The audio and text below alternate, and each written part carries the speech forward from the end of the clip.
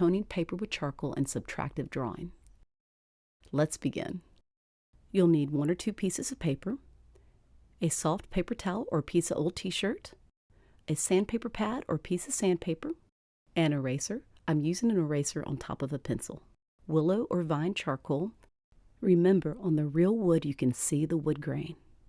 We're trying 2 different techniques, one with the real wood and one with sandpaper.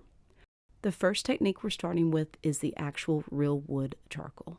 To get the best results, lay your charcoal flat alongside your paper. Then drag it over the surface of your paper, completely covering the paper with charcoal. Then take your piece of old t-shirt or paper towel, just using a paper towel right now, and wipe the charcoal all across your paper. Make sure to smooth it all out completely. There will be dust, just keep on going. Next, we're making charcoal powder. You'll take the same charcoal stick, the real wood, and take your sandpaper in hand, then run your charcoal along your sandpaper. This will make the powder. I like to use a separate piece of paper so I can control how much powder I create, and that way you're not piling it on top of your paper. Then you can take your paper towel or old t-shirt, dip it into your charcoal powder, smear it around, and put it on your paper. You can also put the charcoal directly on your paper. It's completely up to you.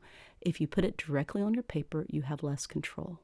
An idea, if you'd like to try it, is you do not have to make the charcoal the same darkness all over. You can vary how much powder you place, and that will give you some lighter areas and some darker areas.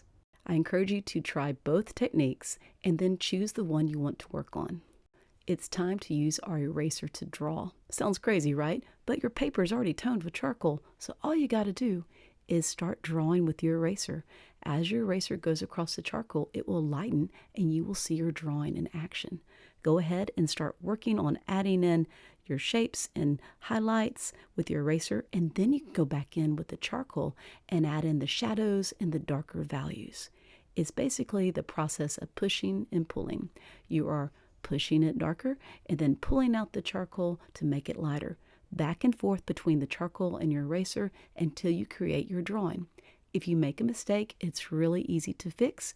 You just take your paper towel or old t-shirt and wipe across your drawing, and the charcoal smudges back over the area that you drew on, and there you go. You're back to plain old charcoal toned paper, and you keep on going and perfecting your drawing until you're completely happy with it. I have laid a piece of scrap paper under my palm to keep from smearing the charcoal underneath. This helps a ton with not smearing your drawing as you work. The paper will not pick up the charcoal near as much as your hand. You can shake off the dust and call it good.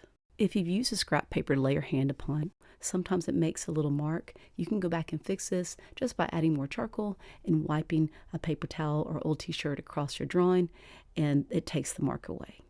I did this demo before school, and so I just left out the plant for time, but there you go.